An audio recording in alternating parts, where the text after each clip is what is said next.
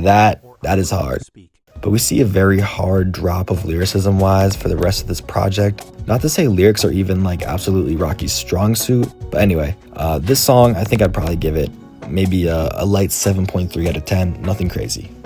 Stay Here for Life is the 5th track, and it is absolutely one of those ones. My first listen, within seconds I recognized the melody sampling the same melody as Ken Carson's Mute 2 with a beautiful angelic hook from Brent Faiyaz. Next follows Rocky's verse, which isn't anything super special, but it's solid.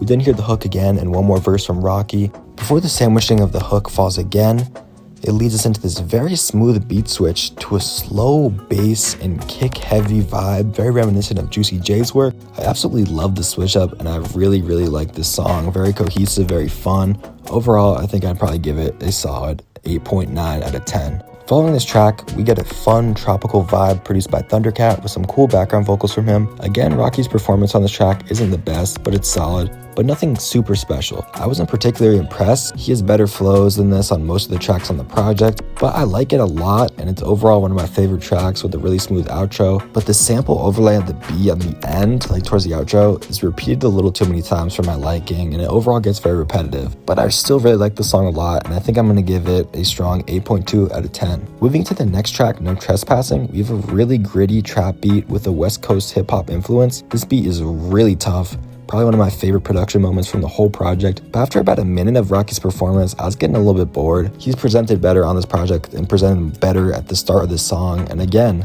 a common theme is I feel like the flow, the rapping performance kind of falls off by the end of the song. It's still a decent track though. I'm probably going to give it a calm 6.9 out of 10. The next track, titled Stop Snitching, seems to be a fan favorite as of right now, but it really doesn't do it for me. It's cool, it's nothing crazy, but it definitely has one of the better flows on this project. I feel like the flow is a lot better than the lyrics though. They're kind of poor on this one, but Bossman D-Lo has a really nice feature on this. He slides really hard, and they have a really nice mix together and overall portray nice energy between each other.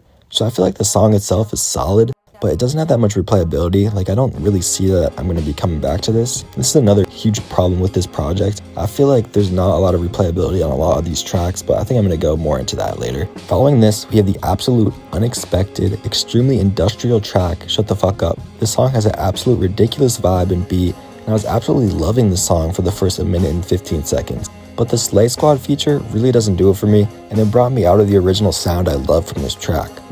By the time the short Slay feature in the center of the track is over, we hear Rocky's return to the beat with a nice flow, but a flow I feel like doesn't match his first performance on this track and the beat overall. So I started to grow bored, especially with the Slay Squad closure at the end. Overall, the song has an absolute